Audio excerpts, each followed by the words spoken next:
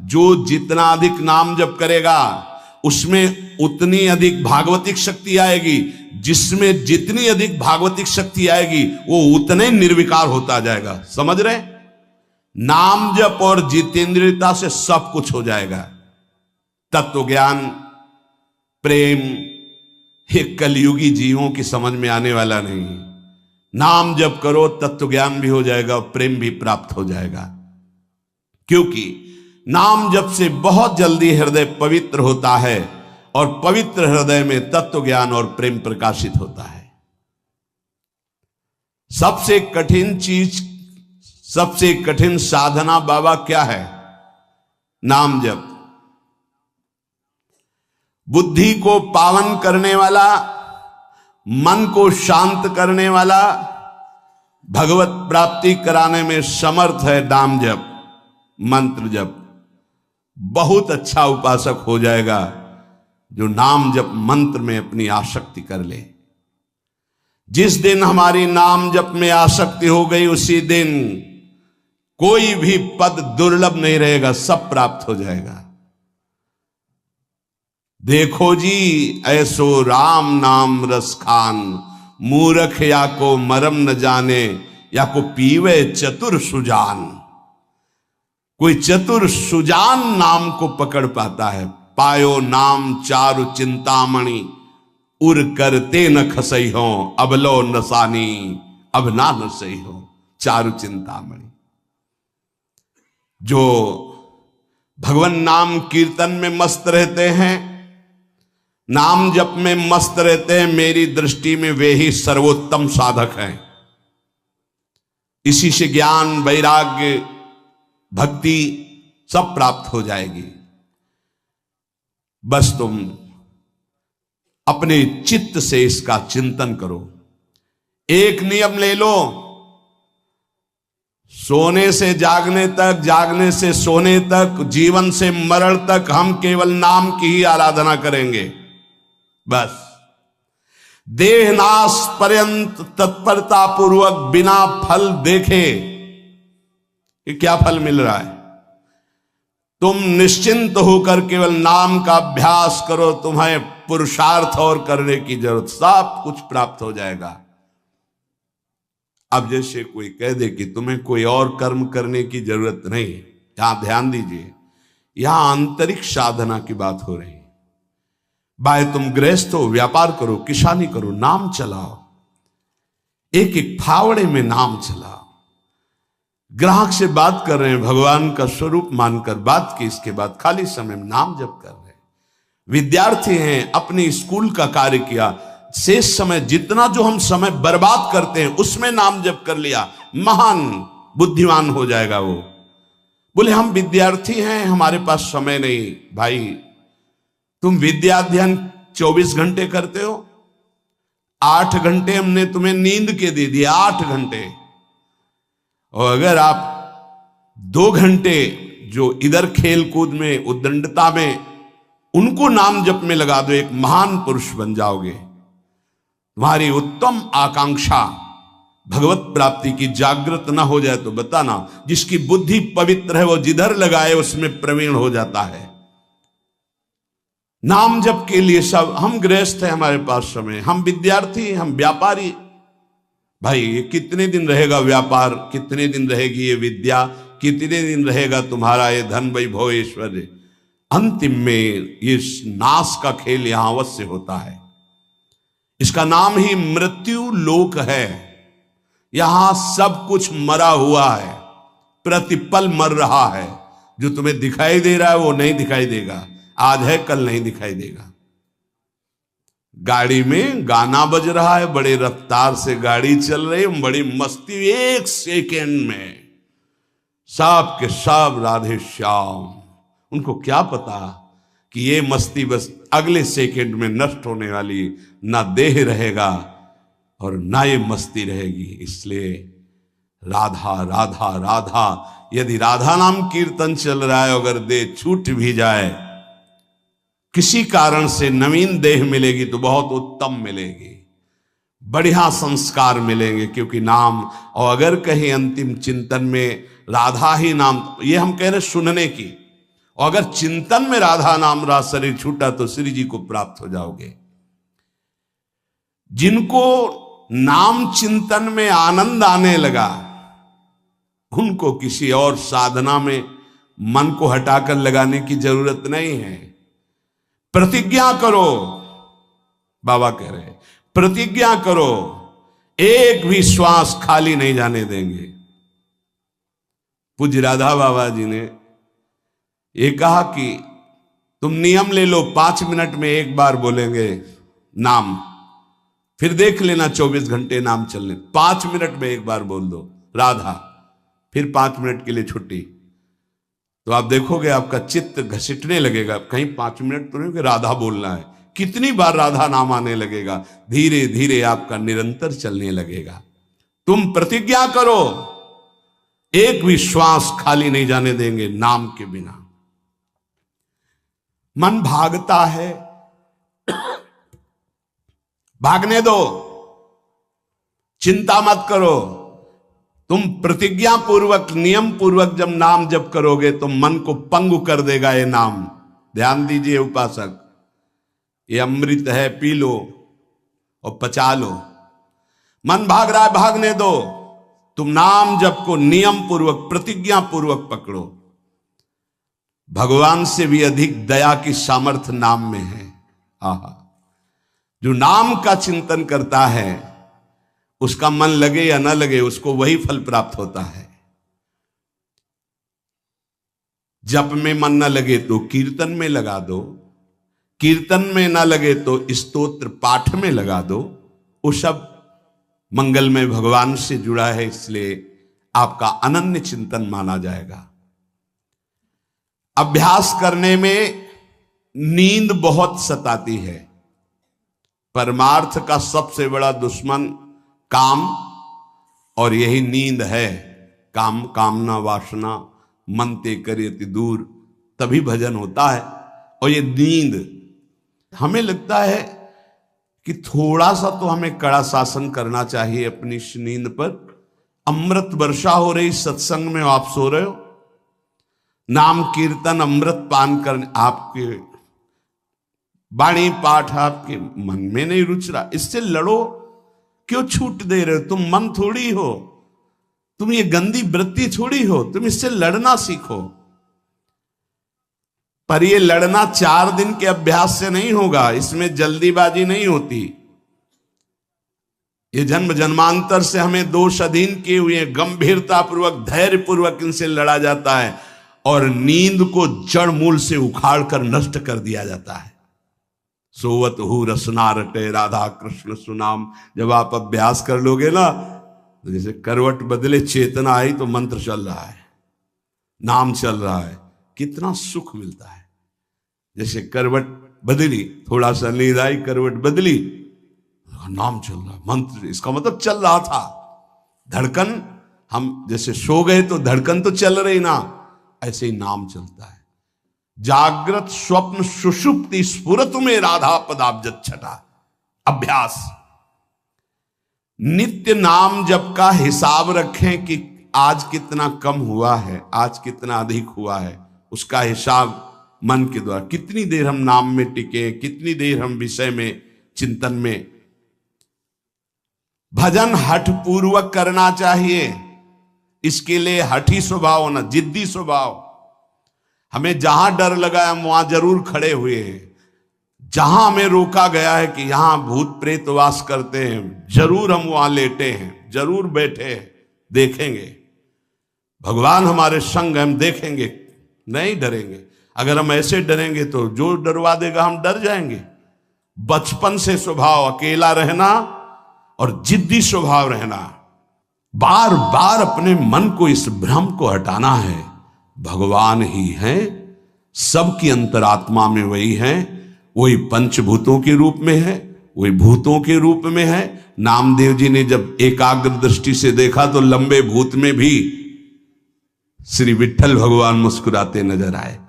डरना नहीं कहीं, और जिद्दी स्वभाव रखना है, जिद्दी स्वभाव।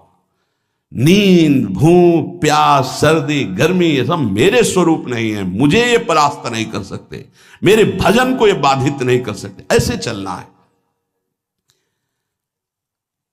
एकांत भ्रमण में बड़ा पुष्टता है, जो पहले, अब तो नहीं है, नहीं भ्रमण करना चाहिए।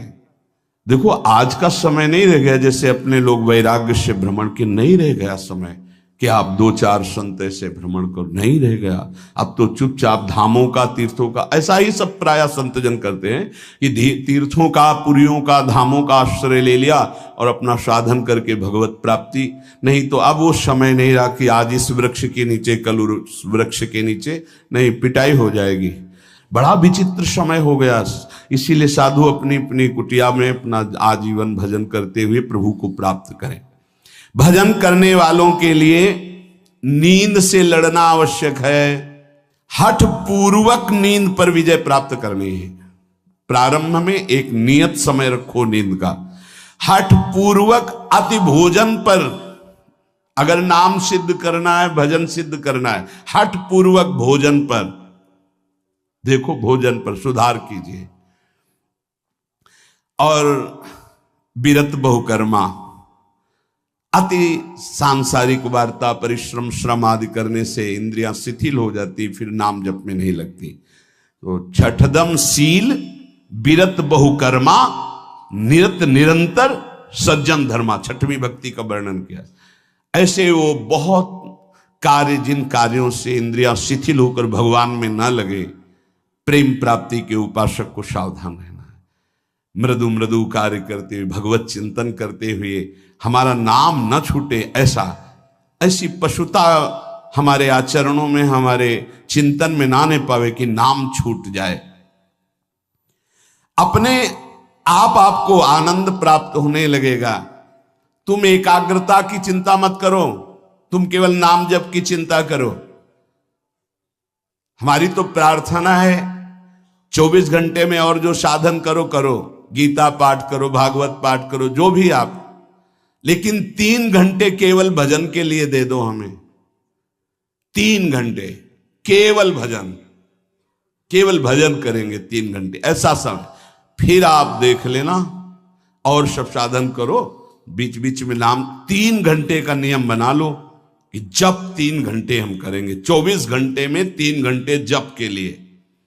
इसी जन्म में तुम्हें लाभ दिखाई देने लगेगा। 3 घंटे। उपासक जिस माला में बार बार ऐसे जप किया जाता है, उसमें भागवतिक शक्ति जागृत हो जाती है। हम जिस माला से जप करते हैं, उससे आध्यात्मिक शक्ति को बढ़ाने की सामर्थ्य आ जाती है। इसलिए जो गुरु प्रदत्त माला है, जिंदगी में न बदली जाए। अगर मन का टूट गया है तो नया मन का डलवा लीजिए, माला टूट गया तो पुनः बुहा लीजिए, उसको जिंदगी में न बदला जाए। जो गुरु प्रदत्त माला है, सावधानी से। बोले बंदर ले गया, भाई अगर हमको बंदर ले जाएगा तो माला ले जाएगा? नहीं, माला ऐसे नहीं ले जाएगा, क्योंकि माला हमारी छाती से लगा है। हमने आपको बताया, माला को बहुत संभाल के। माला हमारी भगवत स्वरूप है, गुरु प्रदत्त है, हमारा जीवन है, उसको कैसे संभाल कर रखेंगे? अगर आपके जेब में 1 करोड़ रुपया हो तो कैसे संभालोगे?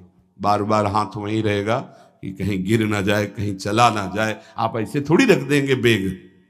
ऐसे माला पर आपकी मात्र बुद्धि। कैसे बंदर ले गया, कैसे माला छूट गई, कैसे? किसी किसी की माला पड़ी दिखाई देती, तब लगता कैसा उपासक है। माला जमीन में छोड़ करके चला गया, उसको ज्ञान नहीं। कैसा उपासक कैसा है? माला कैसे छूट गई? तुम्हारे कदम कैसे आगे बढ़ गए? आपने चेक नहीं किया कि आपकी माला कहाँ है। इतना होश नहीं है। या तो अवधूत स्थिति को प्राप्त हो, या तो बिल्कुल प्रमाद स्थिति को प्राप्त हो। अवधूत तो बनना बड़ी कठिन बात है। हाँ, नाटक भले कर लो। माला को भगवत स्वरूप, गुरु प्रदत्त, जैसे गुरु प्रदत्त वाणी है ना, जो हमें गुरु जी ने दी थी, सिंहासन में विराजमान है, प्राण से भी अधिक प्रिय। जहां हमारा जीवन धन पादुका जी विराजमान, गुरु वही वाणी विराजमान है। वाणी जी, माला जी, जब कभी तो नहीं तो विराजमान है वहां। वो माला, वो वाणी, गुरु प्रदत्त जो हमें जीवन धन प्राप्त हुआ, वो कभी किसी को छूने का भी अधिकार नहीं। जब तक हम छू सकते तब तक वो सेवा हमारी। माला भगवत स्वरूप है, माला जीवन में नहीं बदलनी चाहिए, जो गुरु प्रदत्त माला है।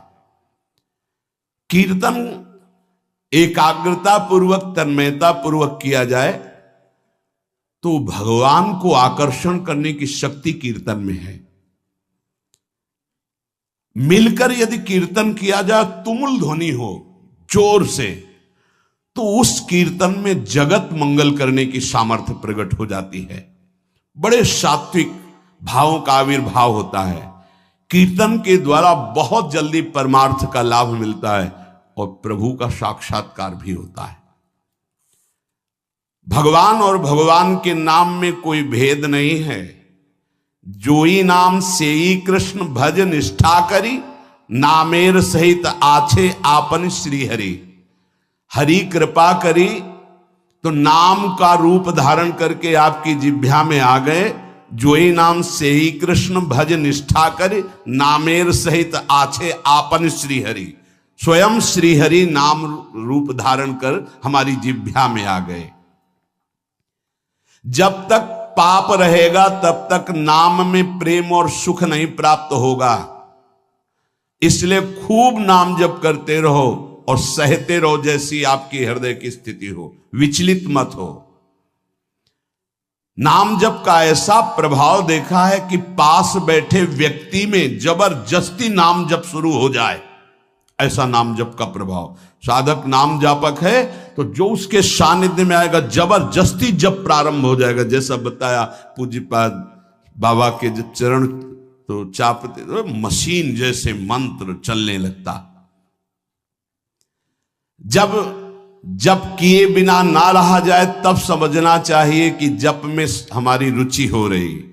जब खाना पीना कोई भी कार्य जप में परेशानी पैदा करे तो रोक दे। कवल रुक गया, नाम चल रहा है, फिर शुरू किया। इसीलिए कहा है कि मौन। खाना पीना हर क्रिया नाम जप के सहित उसे कहते जप निष्ठ उपासक। जप निष्ठा ही सबसे बड़ी निष्ठा है। अन्य साधनों में तो देखा गया है मन का रंजन हो जाता है, मन अपनी खुराक ले लेता है अन्य साधन, लेकिन नाम जप में मनोरंजन नहीं होता। मन का विषय, मन का जलना होता है। और नाम जपने वाला साधक निवृत्ति मार्ग का अंदर से पथिक हो ही जाएगा। नाम जपने वाला साधक भगवत प्राप्ति कर ही लेगा।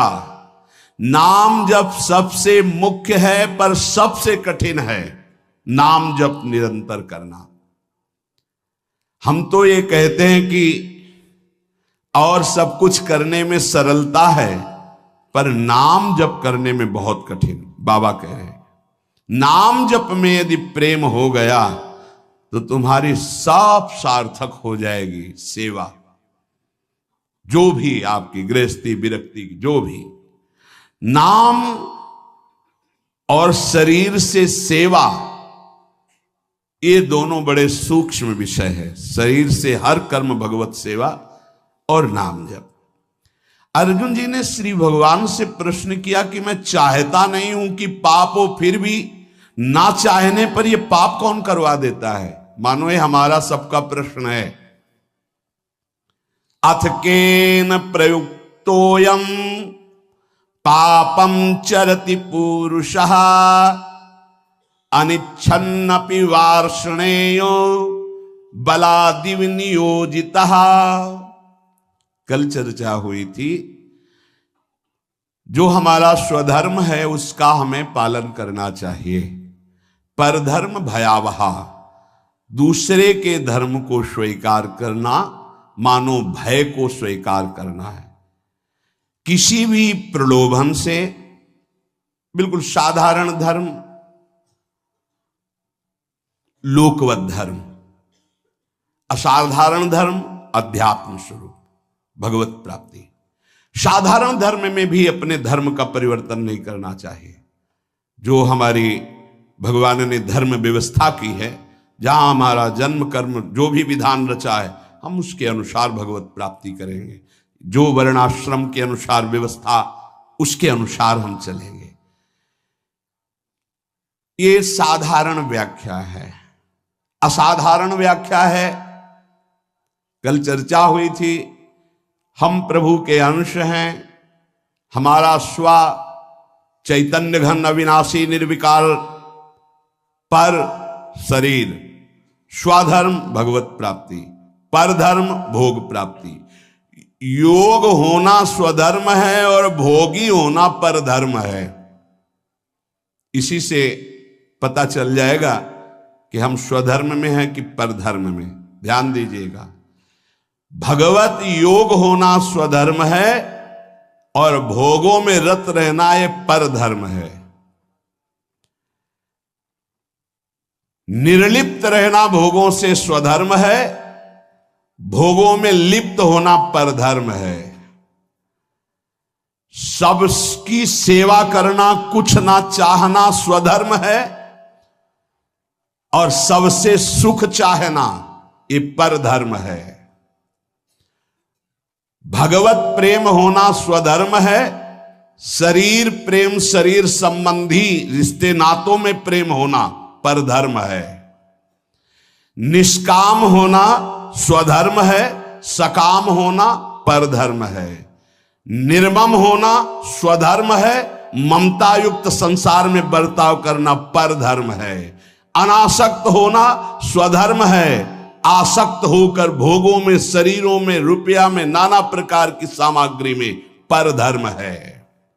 तात्पर्य, प्रकृति के संबंध को स्वीकार करके जो कुछ हो रहा है वो सब परधर्म है।